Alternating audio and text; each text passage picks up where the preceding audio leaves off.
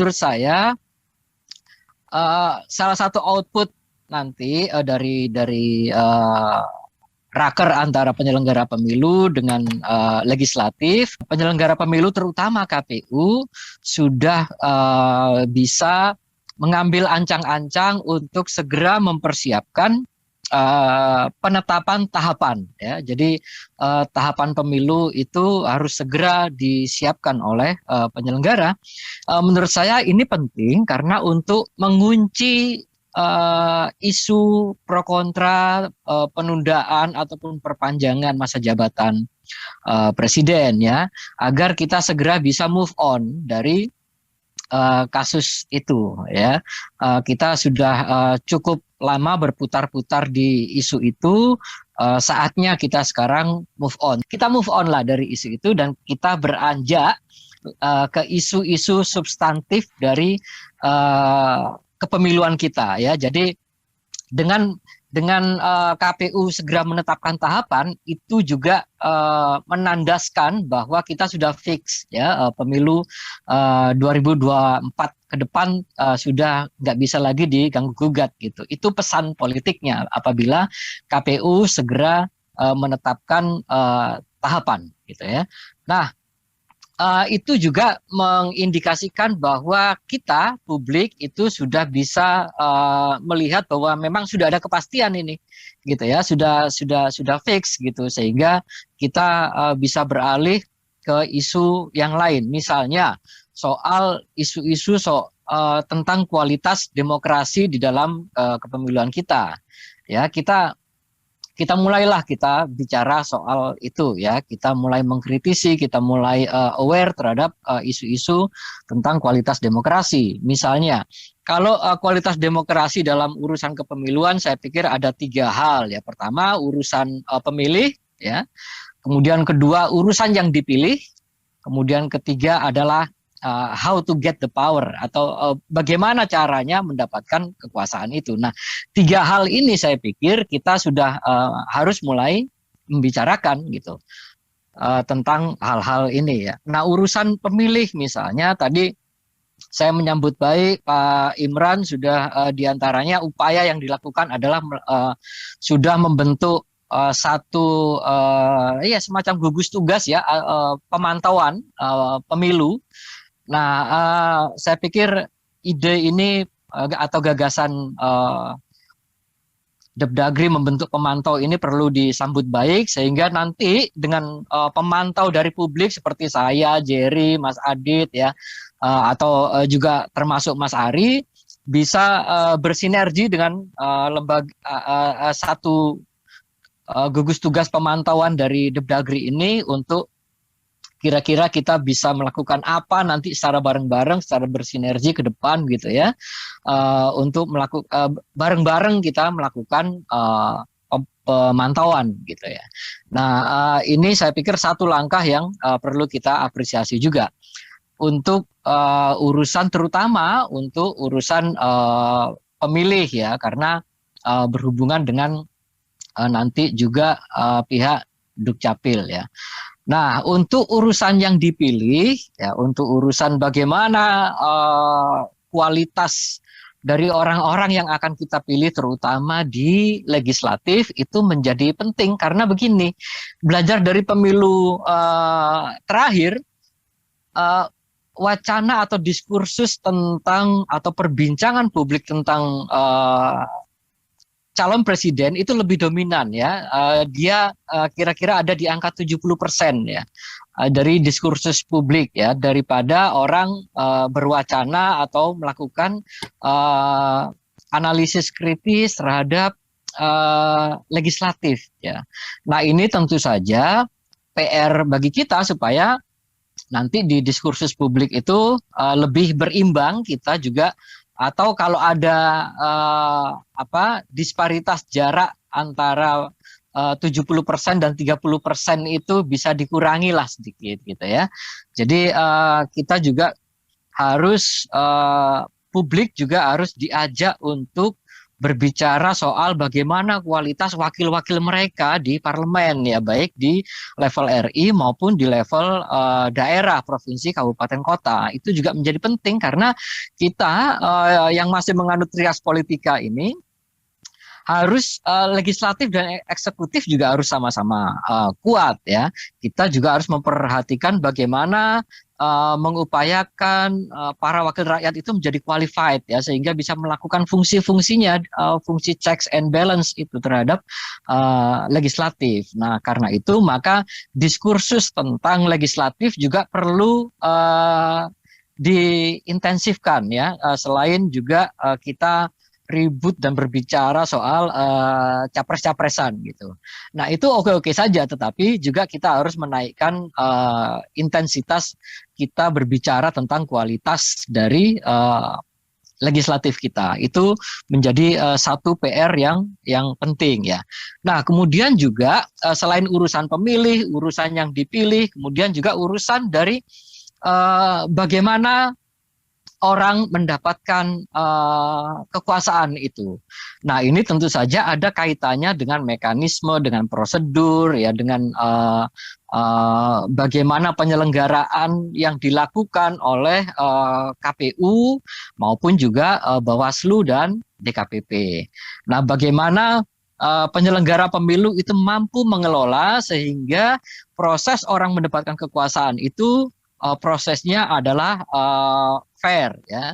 Jadi kita tidak hanya berkutat di siapa mendapatkan angka berapa, tetapi juga kita harus fokus kepada bagaimana si A atau si B itu bisa mendapatkan suara atau bisa mendapatkan kekuasaan gitu ya. Apakah caranya jurdil, apakah caranya fair atau tidak. Nah, itu yang isu itu menjadi penting daripada hanya sekedar ngomongin si A dapat sekian, si B dapat sekian suara begitu ya.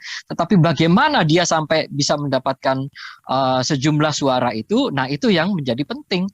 Karena di pemilu itu ada 3 legitimasi setidaknya yang harus dipenuhi. Pertama, legitimasi konstitusi, ya, legitimasi hukum.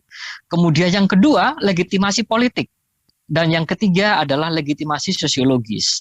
Nah, legitimasi sosiologis ini juga menjadi penting selain 2 legitimasi yang saya sebutkan tadi ya, legitimasi konstitusi dan legitimasi politis gitu. Karena itu, maka penyelenggara pemilu juga harus berhati-hati dalam menyelenggarakan atau melaksanakan prosedur pemilu gitu.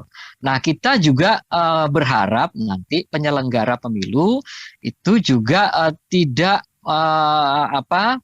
dalam membuat regulasi, dalam membuat turunan-turunan peraturan dari undang-undang, tidak menciptakan satu norma baru sehingga memancing kegaduhan baru gitu ya.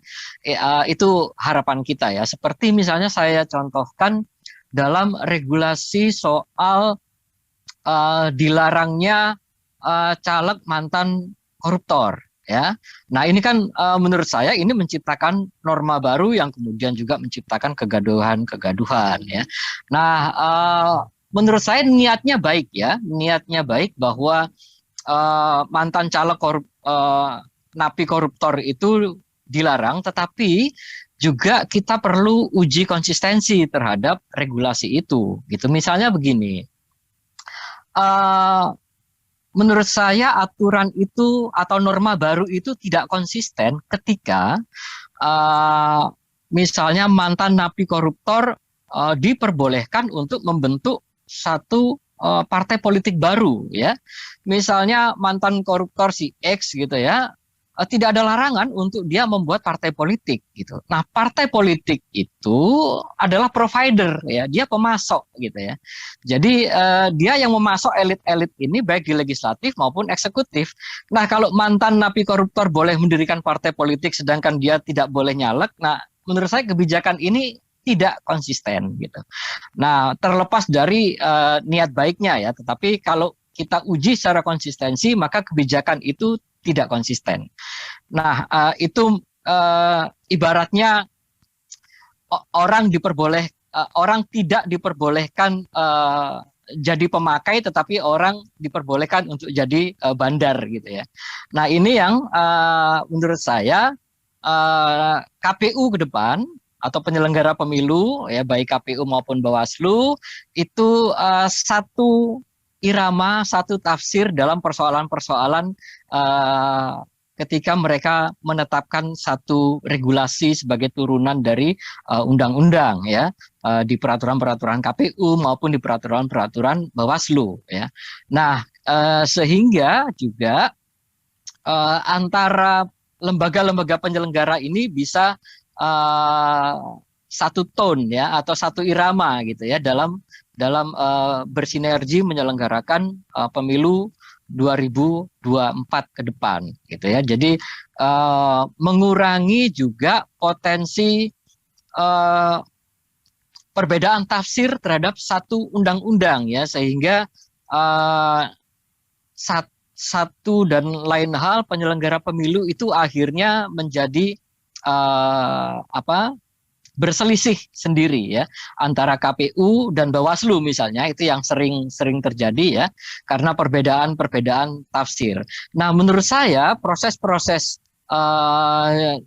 dialog atau ngopi bareng gitulah ya antara KPU Bawaslu itu juga perlu diintensifkan ya, sehingga perbedaan tafsir antar lembaga itu tidak terjadi, karena itu juga menghabiskan energi dan waktu dari para penyelenggara pemilu ini ya, sehingga mereka berkutat di selisih perbedaan tafsir itu, kemudian menghabiskan waktu dan energi, dan hal-hal lain menjadi kurang fokus gitu. Nah, itu harapan kita terhadap penyelenggara pemilu yang baru ini, yang akan segera secepat mungkin melaksanakan tahapan-tahapan pemilu.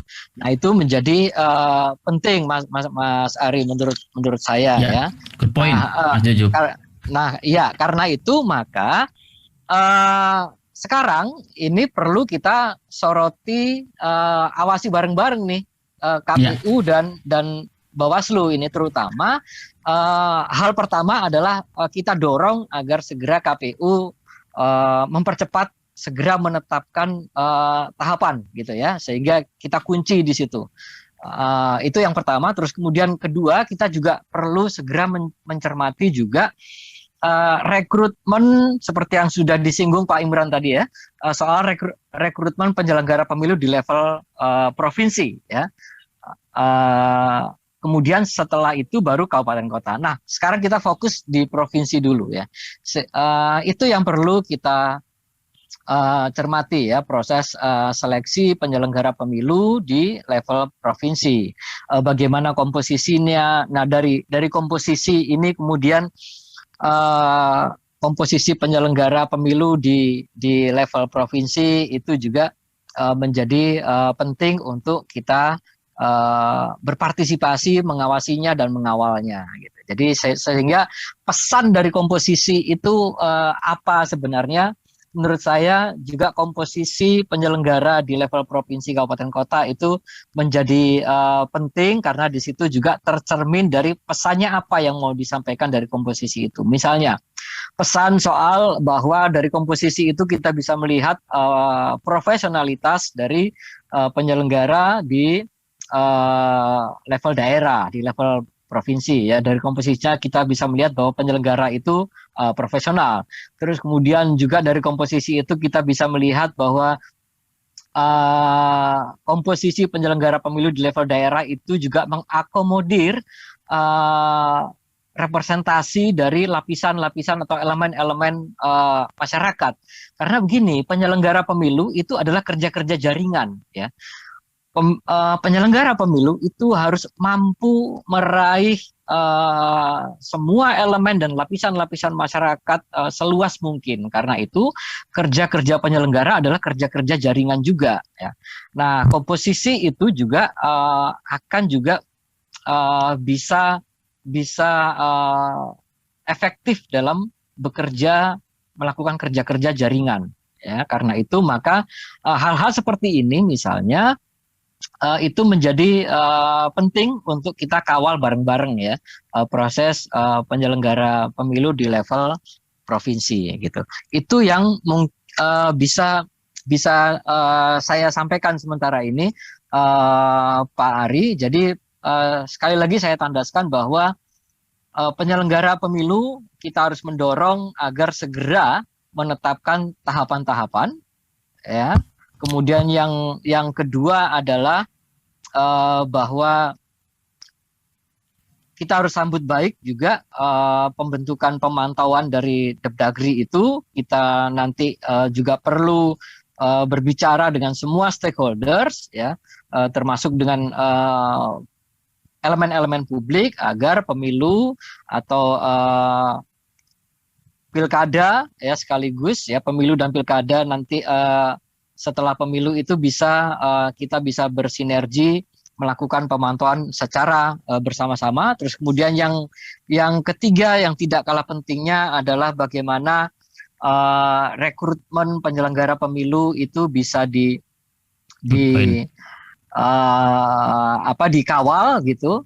Itu yang ketiga. Dan keempat adalah yang tidak kalah pentingnya adalah bagaimana kita bisa juga memantau, mengawasi urusan-urusan kualitas demokrasi kita. Ya, pertama kalau konteks demokrasi dalam urusan pemilu adalah pertama urusan pemilih ya, bagaimana kemudian urusan daftar pemilih karena ini menyangkut hak konstitusi orang ya, hak konstitusi warga negara.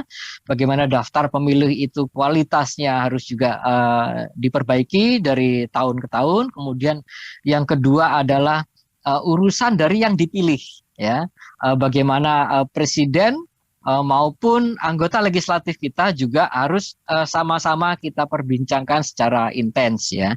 Kemudian yang ketiga adalah bagaimana kita juga harus mencermati cara orang mendapatkan kekuasaan ya, how to get the power, itu juga menjadi urusan-urusan penting yang harus kita cermati. Jadi kita harus bisa bergeser isunya dari isu 3 periode, perpanjangan, penundaan ke isu-isu yang lebih substantif soal demokrasi elektoral kita.